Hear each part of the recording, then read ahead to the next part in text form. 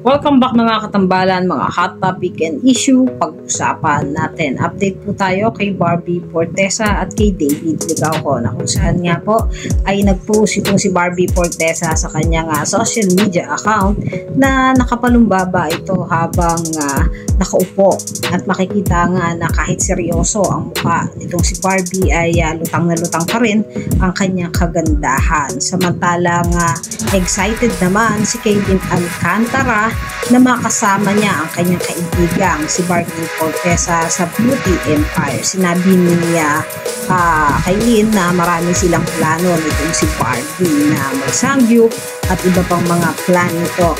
At sinabi din ni Kaylin na mahal na mahal nga daw niya itong si Barbie dahil sa suporta na ibibigay sa kanya ng kanyang kaibigan. Si Barbie po at Kaylin ay magkakasama sa Beauty Empire na ipapalabas naman sa GMA Prime at sa Pilu.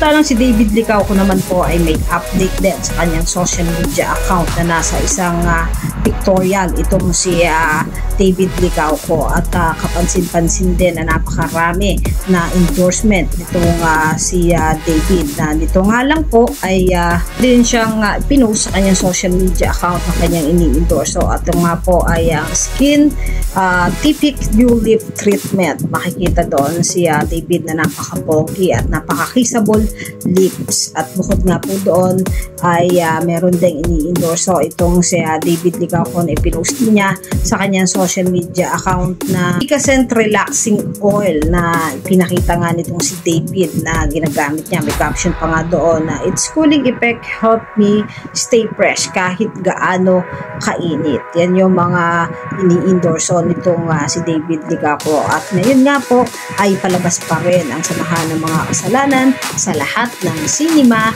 nationwide. Yan po mga update natin ngayon kay Barbie Fortesa at kay David Licauco. Kayo mga katambalan, ano ang masasabi nyo? Comment lang sa comment section at pag-usapan natin. Yan ang mga hot topic and issue dito lamang sa Tambalang GK.